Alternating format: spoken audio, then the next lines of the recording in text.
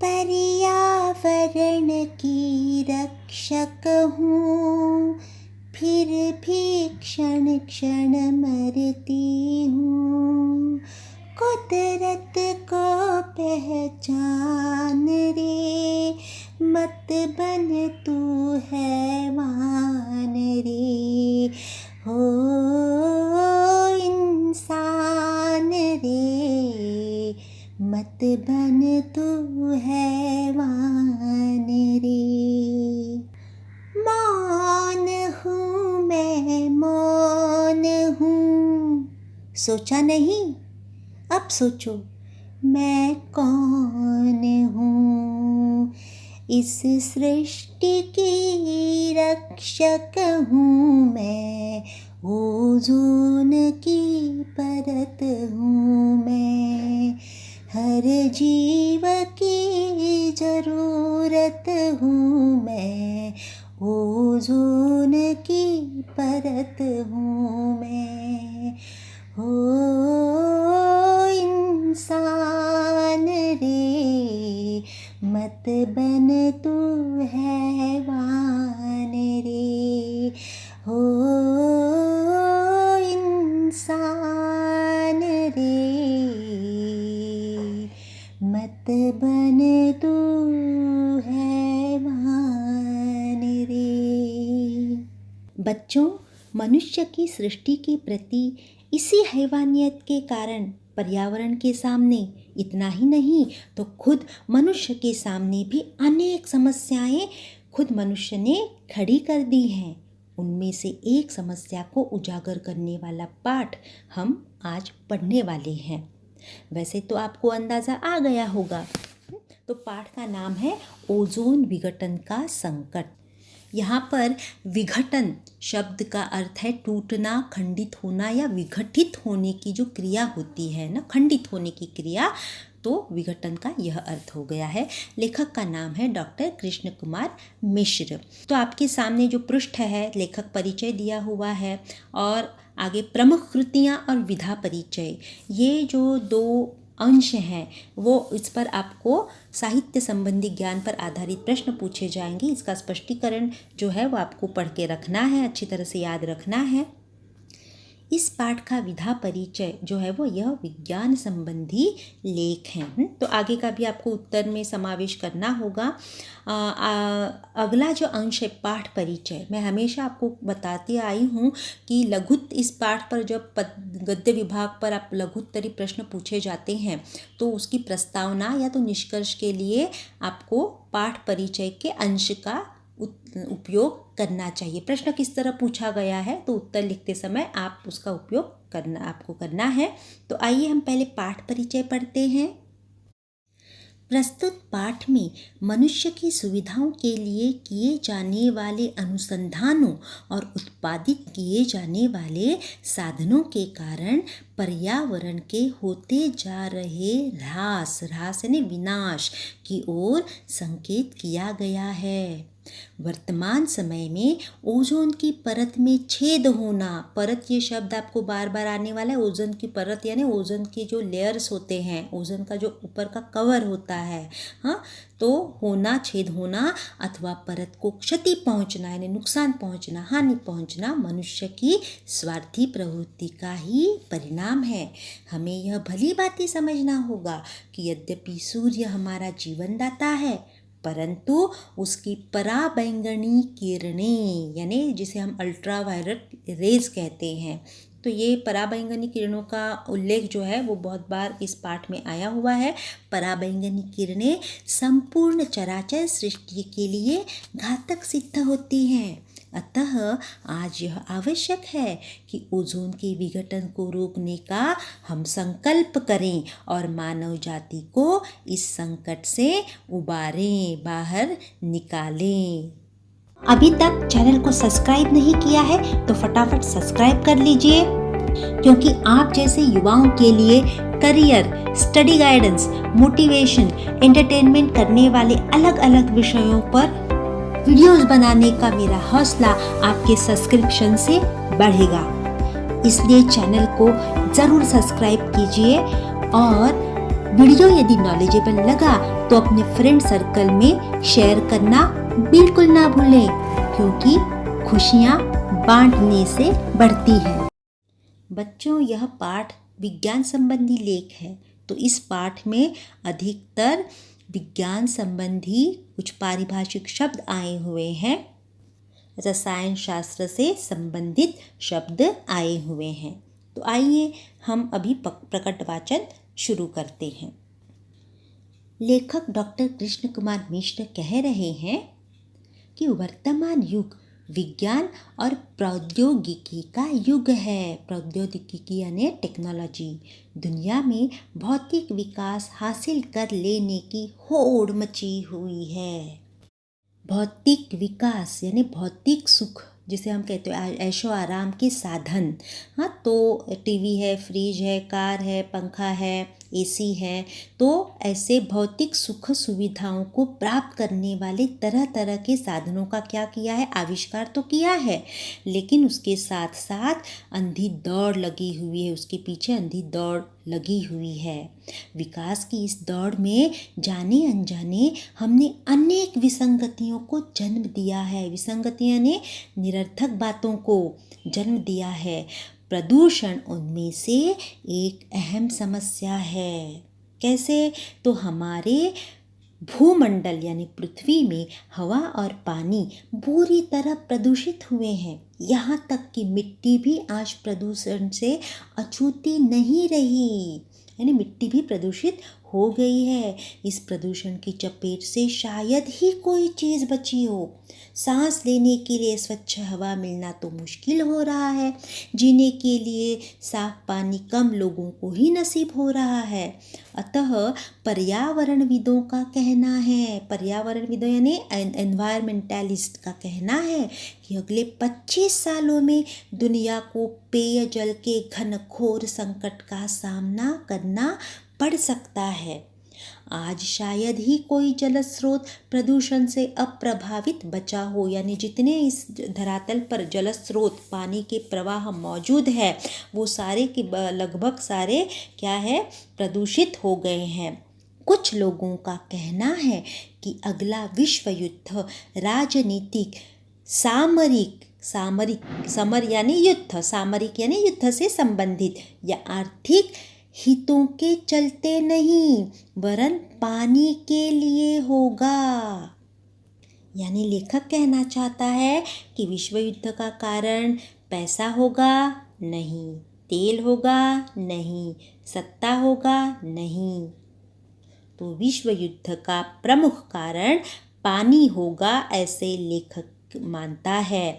और आगे लेखक कह रहा है कि यह तस्वीर निस्संदेह यानी निश्चित रूप से भयावह है, डरावनी तो है ही, लेकिन इसे किसी भी तरह से अतिरंजित नहीं कहा जाना चाहिए। बात को बढ़ा चढ़ाकर कहना नहीं, ऐसा नहीं कहना चाहिए, क्योंकि यहाँ अभी हमें लग रहा है, वर्तमान समय में लग रहा है अरे पानी के लिए क्या युद्ध होगा, लेकिन लेखक कह रहा है कि यह एक कड़वा सच साबित हो सकता है भविष्य में, अतिरंजित बात नहीं है यह।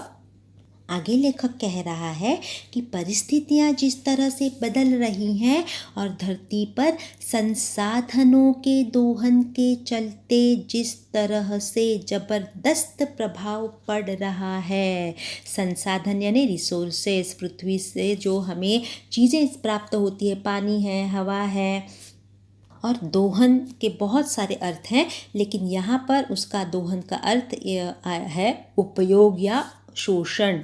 तो ज़बरदस्त प्रभाव पड़ रहा है तथा समूची यानी संपूर्ण परिस्थिति का तंत्र जिस तरह चरमरा गया यानी बिगड़ गया है, उसके चलते हुए कुछ भी संभव हो सकता है।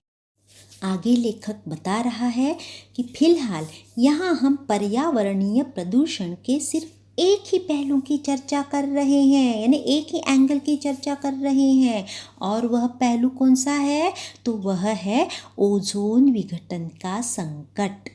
पिछले कई वर्षों से पूरी दुनिया में इसकी चर्चा हो रही है तथा इसे लेकर खासी चिंता व्यक्त की जा रही है। आखिर यहाँ सवाल समूची मानव सभ्यता के अस्तित्व का है, यानी जीवन का है, मनुष्य के जीवन का है। प्रश्न उठता है कि यह ओजोन है क्या, यह कहाँ स्थित है और उसकी उपयोगिता क्या है, इसका विघटन क्यों और कैसे हो रहा है, ओजोन विघटन के खतरे क्या क्या हैं, और यदि ये खतरे एक हकीकत हैं तो इस दिशा में हम कितने गंभीर हैं और इससे निपटने के लिए क्या कुछ एहतियाती कदम उठा रहे हैं, यानी सावधानी, एहतियाती ने सावधानी कदम, सावधानी बरत रही हैं। बहुत बहुत सारे यहाँ ये जो परिच्छेद है इसमें सवाल ही बहुत सारे पूछे हैं ओजोन को लेकर, पर्यावरण को लेकर। और इस तरह लेखक के अनेक सवाल उठाना भी जरूरी है, लाजमी है, स्वाभाविक है। तो पहला भी अगले परिच्छेद में लेखक ओजोन क्या है इसके बारे में हमें जानकारी दे रहा है। तो लेखक बता रहा है कि ओजोन एक गैस है जो ऑक्सीजन के 3 परमाणुओं से मिलकर बनी होती है, यानी 03। यह गैस नीले रंग की होती है और प्रकृति में तीक्ष्ण यानी तेज और विषैली यानी जहरीली होती है। यह मानव स्वास्थ्य के लिए हानिकारक होती है और श्वसन नलिका में जाने पर जलन पैदा करती है। लेकिन वायुमंडल में मौजूद यही गैस हमारी रक्षा भी करती है। बच्चों, एक तरफ ओजोन गैस हमारे लिए प्राणघातक है तो दूसरी तरफ यही ओजोन हमारी रक्षक भी है। तो कैसे रक्षा करती है मनुष्य की? तो आगे इसके बारे में लेखक स्पष्टीकरण कर रहा है कि यह वह ओजोन गैस है जिसकी वजह से धरती पर जीवन फल फूल सका है। धरती पर जीवन के अस्तित्व का श्रेय एक तरह से ओजोन को ही जाता है। अब ये ओजोन कहाँ स्थित है? तो ओजोन गैस धरती के वायुमंडल में 15 से 20 किलोमीटर की ऊंचाई तक पाई जाती है। वायुमंडल का यह क्षेत्र स्ट्रेटोस्फीयर कहलाता है। ओजोन की सबसे ज़्यादा सांद्रता यानी कॉन्सेंट्रेशन धरती से 25 किलोमीटर की ऊंचाई पर होती है। यानी इसका मतलब ये है कि इस तरह ओजोन हमारे वायुमंडल में पाई जाती है। और आगे ओजोन की उपयोगिता क्या है इसके बारे में लेखक बता रहे हैं हमें लेखक बता रहे हैं कि जैसा कि हम जानते हैं कि सौर विकिरण में, विकिरण यानी रेडिएशन में तमाम तरह की किरणें होती हैं। इनमें दृश्य प्रकाश, अवरक्त किरणें जिन्हें हम इंफ्रारेड रेज कहते हैं, और पराबैंगनी किरणें होती हैं, अल्ट्रावायलेट रेज होते हैं। पराबैंगनी किरणें अल्प तरंग दैर्घ्य की किरणें होती हैं। ये किरणें काफ़ी घातक होती है क्योंकि इनमें यानी अल्ट्रावायलेट रेज में ऊर्जा यानी ऊष्मा, गर्मी बहुत ज़्यादा होती है। हमारे वायुमंडल में मौजूद ओजोन बाह्य अंतरिक्ष से आने वाली पराबैंगनी किरणों को अवशोषित कर लेती है, एब्जॉर्ब कर लेती है, शोषित कर लेती है और इन्हें धरती तक नहीं आने देती। यदि ये किरणें बेरोक टोक धरती की सतह तक चली आएं तो इंसान के साथ ही जीव मंडल के तमाम दूसरे जीव जंतुओं को भारी नुकसान हो सकता है। इन पराबैंगनी किरणों से मनुष्य में त्वचा के कैंसर से लेकर दूसरे अनेक तरह के रोग हो सकते हैं। जिस तरह रोजमर्रा के जीवन में सामान्य छतरी धूप और बरसात से हमारा बचाव करती है, उसी तरह वायुमंडल में स्थित ओजोन की परत भी हमें घातक किरणों से बचाती है। यानी यहाँ पर ओजोन क्या है? पृथ्वी के लिए एक छतरी की तरह काम करता है, मनुष्य जीवन के लिए एक छतरी का काम करती है वो। इसलिए आगे लेखक कह रहा है कि इसलिए प्रायः इसे ओजोन छतरी के नाम से भी पुकारते हैं। सभ्यता के आदिम काल से यह छतरी जीव जंतुओं और पेड़ पौधों की रक्षा करती रही है। उससे उसके तले सभ्यता फलती फूलती रही है। यानी मनुष्य जीवन जो है फलता फूलता रहा है। ये जीव सृष्टि जो है वो जीवित रही है, वो केवल और केवल ओजोन की इस परत के कारण रही है। हाँ, आगे लेखक जो है वो भौतिक विकास के परिणामों की ओर चर्चा कर रहा है कि विकास की अंधी दौड़ में हमने संसाधनों को अंधाधुंध इस्तेमाल किया है, ने बिना सोचे समझे इस्तेमाल किया। इस दौरान हमें इस बात का ध्यान प्रायः कम ही रहा है कि इसका दुष्प्रभाव क्या हो सकता है, उसका जनजीवन पर कितना गलत असर हो सकता है, बुरा प्रभाव क्या हो सकता है, दूरगामी परिणाम क्या हो सकता है। हाँ, तो आज परिणाम हम सबके सामने है। हमारे कारनामों से, यानी मनुष्य की ये जो करतूत है, ये जो गलत काम है, निसर्ग का ये एक तरह का जो शोषण कर रहा है, तो इन कारनामों से प्राकृतिक संतुलन चरमरा गया है, डगमगा गया है। भूमंडल पर शायद ही ऐसी कोई चीज शेष हो जो हमारे यानी मनुष्य के क्रियाकलापों से, करतूतों से प्रभावित न हुई हो। यानी पूरी सृष्टि के साथ, निसर्ग के साथ मनुष्य हैवानियत से पेश आया है, और इसलिए स्पष्ट है कि ओजोन भी इसका अपवाद नहीं है। ओजोन का विघटन क्यों और कैसे हो रहा है, इसके बारे में लेखक आगे जानकारी दे रहे हैं। बच्चों, ये जो आगे हम अंश पढ़ने वाले हैं, इस पर आपको लघुत्तरी प्रश्न पूछा जाएगा, जो ये उत्तर होगा, ये परिच्छेद जो है वो उसका उत्तर होगा। प्रश्न होगा कि क्लोरोफ्लोरोकार्बन CFC नामक यौगिक की खोज प्रशीतन के क्षेत्र में क्रांतिकारी उपलब्धि रही, स्पष्ट कीजिए। तो यहाँ पर उत्तर है। आइए अब देखें कि ओजोन का विघटन क्यों और कैसे हो रहा है। जैसा कि हम जानते हैं कि दैनिक जीवन में कीटनाशक, प्रसाधन सामग्री, दवाएं, रंग रोगन से लेकर प्रशीतक यानी फ्रिज और एयर कंडीशन वगैरह में प्रशीतन यानी ठंडा करने के लिए अहम स्थान है। ठंडा करने की जो प्रक्रिया, कूलिंग सिस्टम जिसे हम कहते हैं। सन 1930 से पहले प्रशीतन के लिए अमोनिया और सल्फर डाइऑक्साइड गैसों का इस्तेमाल होता था, लेकिन कालांतर में उनके इस्तेमाल में अनेक व्यावहारिक कठिनाइयाँ थी। उदाहरणार्थ, ये गैसें तीक्ष्ण थी और मानव स्वास्थ्य के लिए भी हानिकारक थी। अतः वैज्ञानिकों को एक अरसे से इनके उचित विकल्प की तलाश थी जो इन कमियों से मुक्त हों, यानी जिनमें इस तरह की बुराइयां न हो, कमियां न हो, खामियां न हो। और इसलिए इस क्रम में 30 के दशक में थॉमस मिडले द्वारा क्लोरोफ्लोरोकार्बन, जिसे CFC नामक यौगिक की खोज, यहाँ यौगिक ये रसायन शास्त्र का शब्द है, ये रसायन शास्त्र के जो छात्र है वो अच्छी तरह से समझते होंगे कि यौगिक यानी जो, जिसे हम बोलते हैं ना कि दो या अधिक तत्वों के संयोग या मिश्रण से रासायनिक प्रक्रिया हो को जो एक नया पदार्थ बनता है, उसे यौगिक कहते हैं। तो ये CFC नामक यौगिक की खोज प्रशीतन के क्षेत्र में एक क्रांतिकारी उपलब्धि रही। अर्थात इसका मतलब है कि थॉमस मिडले ने जो खोज की उससे प्रशीतन यानी कूलिंग क्षेत्र में बड़ी क्रांति हुई।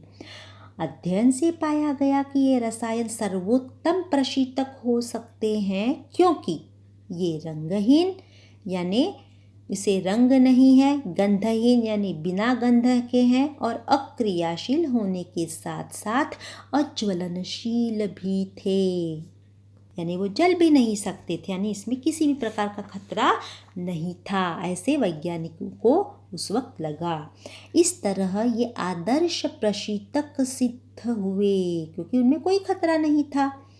इसके बाद तो प्रशीतन में CFC का इस्तेमाल चल निकला, यानी धड़ल्ले से होना शुरू हो गया। प्रशीतन उद्योग में अमोनिया और सल्फर डाइऑक्साइड की जगह CFC ने ले ली।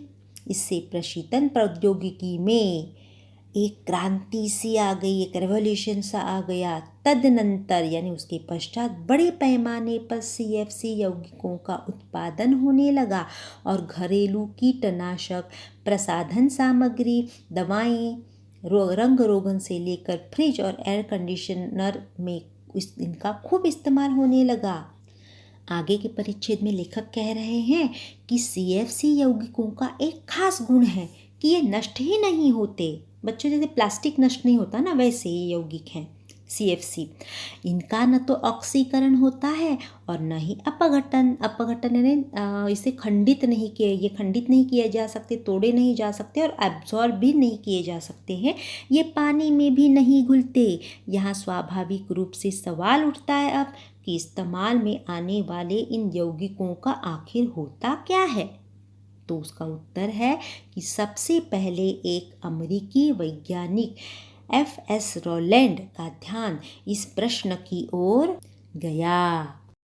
तो FS रोलैंड, उन्होंने इस दिशा में लगातार कई वर्षों तक अनुसंधान यानी संशोधन किया।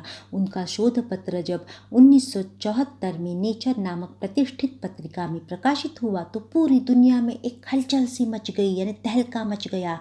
क्यों? क्योंकि अपने पत्र में रोलैंड ने निष्कर्ष दिया कि ये यौगिक धरती की ओजोन परत को नष्ट कर चुके हैं। यानी क्लोरोफ्लोरा कार्बन नामक ये जो यौगिक है वो क्या है, घातक है मनुष्य के लिए।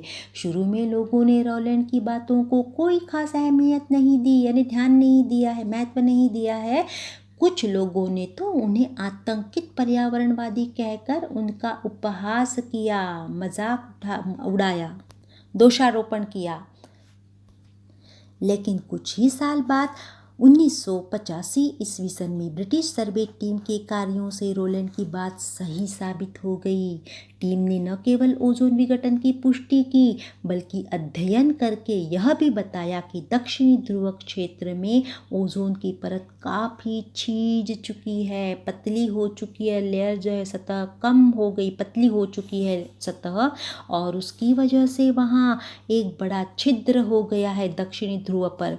अमेरिकी उपग्रह निम्बस द्वारा भेजे गए चित्र से भी रोलैंड की बात की पुष्टि हुई।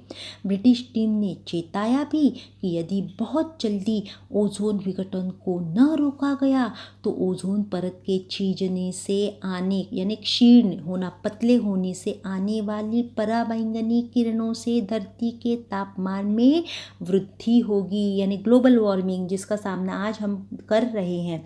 हाँ, तो पृथ्वी का तापमान धीरे धीरे बढ़ जाएगा तथा अनेकानेक तरह की त्वचा संबंधी व्याधियाँ उससे फैलेंगी। त्वचा से कैंसर के रोगियों की संख्या लाखों में होगी। तो CFC रसायन चूंकि हवा से हल्के होते हैं, अतः इस्तेमाल में आने के बाद मुक्त होकर ये सीधे वातावरण में ऊंचाई पर चले जाते हैं। यानी यहाँ पर हम देखेंगे कि ये जो CFC नाम का यौगिक है बच्चों, किस तरह ओजोन को क्षतिग्रस्त करता है।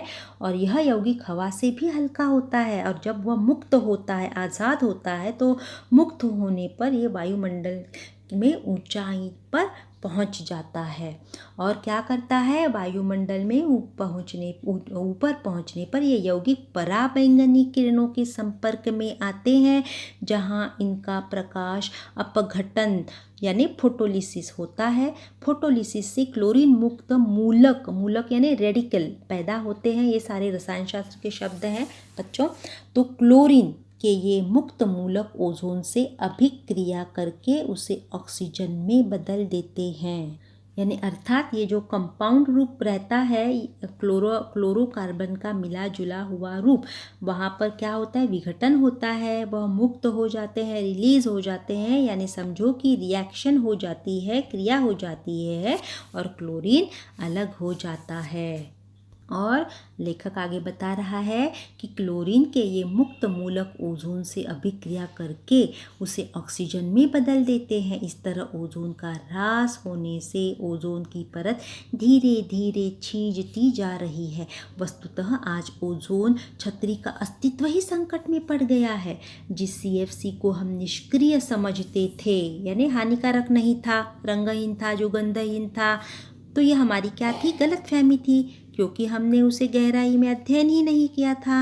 और लेकिन अब पता चला कि वो तो बहुत जानलेवा है और दूरगामी परिणाम भी उसका बहुत बुरा होने वाला है, या हो भी रहा है वर्तमान समय में। वस्तुतः आज ओजोन छतरी का अस्तित्व ही संकट में पड़ गया है। जिस CFC को हम निष्क्रिय समझते थे वह इतनी सक्रिय है कि उससे निकला एक क्लोरीन मुक्त मूलक ओजोन गैस के 1 लाख अणुओं को तोड़कर ऑक्सीजन में बदल देता है। ऐसा श्रृंखला अभिक्रिया के कारण होता है। यहाँ गौरतलब है, यानी गौर करने या विचार करने लायक बात है कि सन 1974 में पूरी दुनिया में CFC की खपत 9 लाख टन थी। न खपत यानी कंजम्पशन, उपभोग 9 लाख टन थी। पिछले कई वर्षों के शोध से मालूम हुआ कि दक्षिणी ध्रुव के ऊपर मौजूद छिद्र आकार में बढ़ता जा रहा है। हाल के वर्षों में उत्तरी ध्रुव के ऊपर भी ओजोन के विघटन और ओजोन आवरण में छिद्र पाए जाने की सूचना मिली है, जो बेहद चिंतनीय है। यानी पूरे विश्व में हलचल मच गई है। इस समस्या का समाधान ढूंढने के लिए क्या हुआ है, वैज्ञानिक एकजुट हुए हैं, आए हैं। देखते हैं किस तरह भी वो विचार विमर्श के लिए आगे वैज्ञानिक जो है वो प्रयास कर रहे हैं।